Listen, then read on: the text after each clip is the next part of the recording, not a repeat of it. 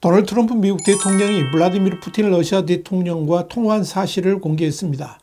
트럼프 대통령은 그러면서 이 우크라이나 전쟁 종식을 놓고 푸틴 대통령과 이야기했다라고 밝혔습니다. 그러나 이런 사실에 대한 러시아의 반응은 뜨뜻미지근합니다.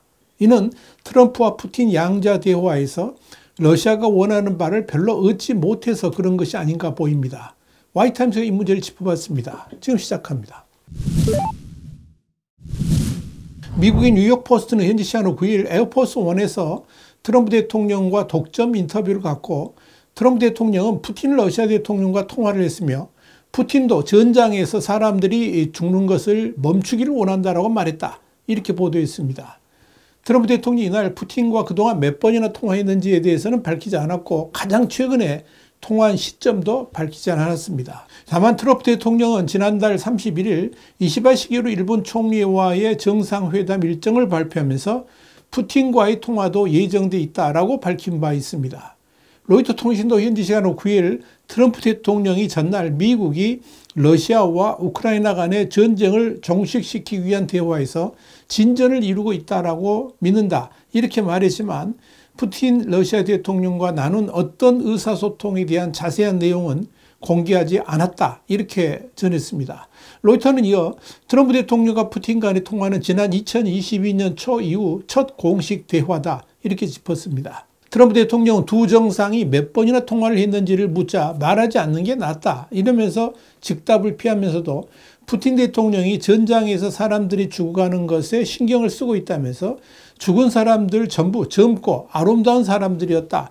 그들은 당신의 아이들과 같다. 200만 명이나 되는 사람이 아무 이유 없이 전쟁에서 죽었다라고 말했습니다.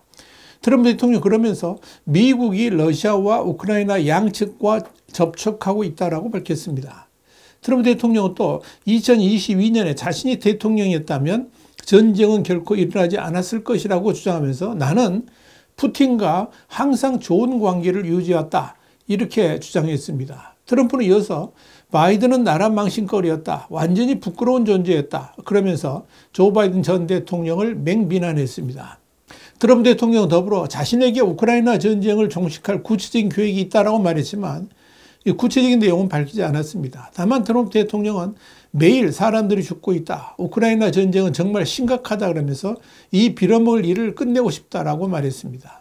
트럼프 대통령 인터뷰에 배석한 마이크 월츠 백악관 국가안보 보좌관에게 이 회의 그러니까 푸틴과의 정상회담을 추진하자면서 그들이 만나고 싶어 한다라고도 말했습니다. 그런데 이 상황에서 눈여겨볼 점은 러시아의 반응입니다. 트럼프 대통령이 푸틴과 전화통화를 했다고 밝힌 데 대해서 러시아는 사실 확인조차 해주질 않았습니다.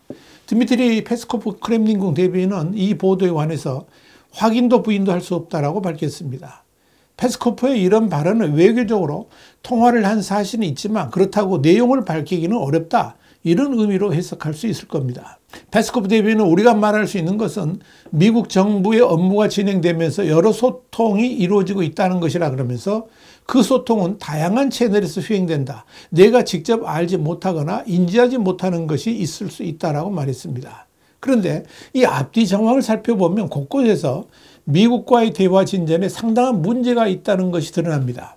한마디로 미국과 러시아 양쪽의 대화가 삐걱거리고 있음이 엿보인다는 겁니다. 이번 트럼프 대통령이 푸틴과 전화통화를 했다고 밝힌 부분에 대해서 크렘린궁에서 적극적 발언을 하지 않는 것은 우선적으로 이 양자 간 대화에 러시아가 내놓고 밝힐 부분이 없다는 뜻이고 이는 트럼프 대통령이 강공적 발언에 푸틴은 많은 불만을 가지고 있다는 것을 의미합니다. 이전 같으면 크렘린궁이 먼저 미국과의 대화 사실을 공개한다든지 아니면 푸틴은 이런 주장을 했고 미국 측은 그런 요구에 대해서 상당한 관심을 보였다든지 이런 식으로 주절주절 늘어놓았겠지만 이번에는 전혀 그렇지 않았습니다. 이는 트럼프 푸틴 간의 달라진 위상을 반영합니다. 그만큼 트럼프 대통령이 푸틴 우호적 발언을 하지 않았다는 뜻이기도 합니다. 분명한 것은 트럼프 대통령이 취임 이전과 이후 사이에 푸틴을 대하는 태도가 완전히 달라졌다는 점입니다. 미국의 정치 전문 매체인 팔리티코는 지난 1월 23일 트럼프 대통령이 스위스 제네바에서 열린 세계 경제 포럼에 화상으로 참석해서 우크라이나 전쟁과 관련해 푸틴 대통령을 격하게 비판했다면서 이는 갈등을 종식시키기 위한 합의에 실패할 경우에 러시아 제품에 대한 막대한 관세와 제재를 위협한 지 하루 만에 나온 발언이다. 이렇게 꼬집었습니다. 트럼프 대통령은 이어서 유가가 떨어지면 러시아 우크라이나 전쟁도 즉시 끝날 것이라면서 이제 전쟁을 끝낼 때라는 말도 했습니다. 그러면서 전쟁이 언제 끝날 수 있을 것인지는 러시아에게 물어보라. 이렇게 퉁명스럽게 말하기도 했습니다. 이와 관련해 폴리티코는 러시아의 에너지 수입원이 모스크바의 전쟁 자금을 지원하고 있다는 사실을 분명히 하면서 전쟁의 원인은 명백히 러시아에 있다라고 확인했고, 우크라이나의 볼로디미르 젤렌스키 대통령과의 관계는 우호적으로 변하고 있음을 보여줬다라고 설명했습니다. 이런 일련의 사건은 트럼프 푸틴 간의 브로맨스는 더 이상 존재하지 않을 것임을 보여줍니다. 이는 우크라이나 전쟁 휴전 및 종전 방향에 상당한 변화가 있다는 것을 예고합니다.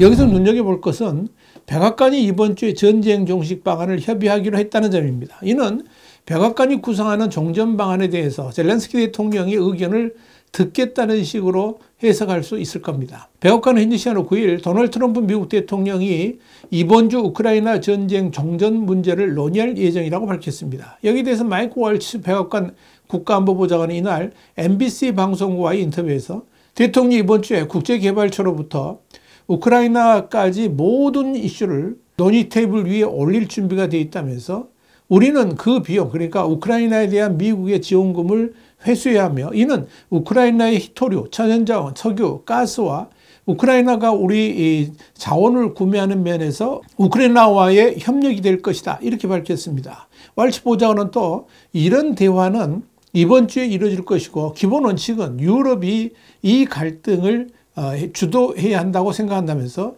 트럼프 대통령은 이 전쟁을 끝내려 한다. 그리고 안보 보장 측면에서 그것은 정확히 유럽에 의해서 이루어질 것이다. 이렇게 강조했습니다.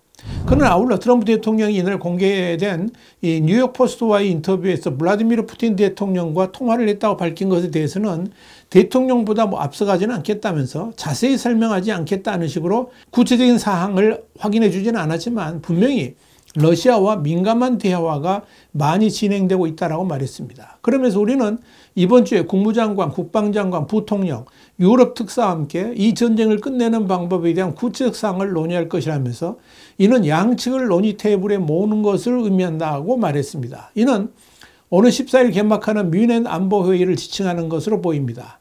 여기서 뮌헨 안보회의란 서방의 외교 안보 당국자와 전문가들이 모이는 연례 국제안보 포럼을 뜻합니다. 이 회의는 제이디 벤스 부통령이 미국 대표단을 이끌고 참석할 예정이어서 미국의 우크라이나 종전 방안에 대한 구체적 청사진이 발표될지 주목됩니다. 이와 관련해 월츠 보좌관은 우리는 모든 당사자를 한 테이블에 불러 모아 이 전쟁을 끝내야 한다며 시진핑 주석 그리고 모디 인도 총리, 중동 지역 지도자들과의 대화에서 이 문제가 제기됐다. 모두 트럼프 대통령을 돕기에 준비되어 있다.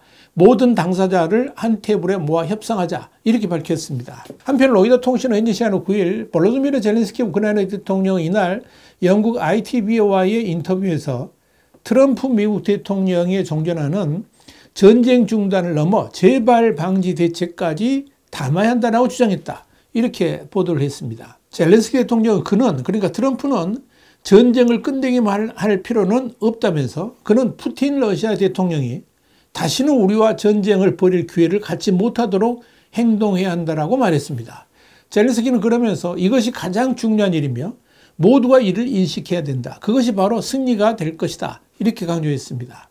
젤렌스키 대통령은 더불어 지난 2022년 2월 러시아의 침공으로 전쟁이 시작되기에 앞서서 수년간 평화회담을 진행하고도 성과를 내지 못했던 경험을 반복하고 싶지 않다면서 동결된 분쟁은 또다시 더 많은 공격으로 이어질 것이라고 주장을 했습니다. 그러면서 그렇게 되면 누가 상을 받고 역사의 승자로 기록되겠나? 아무도 없다. 그것은 모든 사람에게 절대적인 패배가 될 것이다. 중요하게는 트럼프에게도 그럴 것이다. 이렇게 덧붙였습니다. 정전회담 개최 가능성 관련해서도 젤렌스키는 미국과 유럽이 우리를 버리지 않고 우리를 지원하고 안전을 보장할 것이라는 확신이 들면 어떤 형식의 회담도 할 준비가 되어 있다고 말했습니다. 젤렌스키 대통령이 이날 발언은 트럼프 대통령이 푸틴 대통령과 통화한 사실을 공개하는 등 우크라이나 정전을 밀어붙이겠다는 의지를 연속적으로 표출한 직후에 나왔다는 점에서 눈길을 끌었습니다. 이 젤렌스키 대통령의 발언이 최근 들어 자신감에 차 있는 것은 그만큼 미국과 중대한 진전이 있었음을 의미합니다. 특히 트럼프 대통령은 지난 3일 우크라이나에 대한 향후 군사 지원은 우크라이나의 히토류 제공에 달려있다면서 히토류를 담보로 원한다는 입장을 내놓기도 했다는 점을 유의할 필요가 있을 겁니다. 지금까지 흐름을 보면 미국이 구상하는 종전 방향이 러시아가 원하는 것과는 전혀 일치하지 않는다는 점입니다.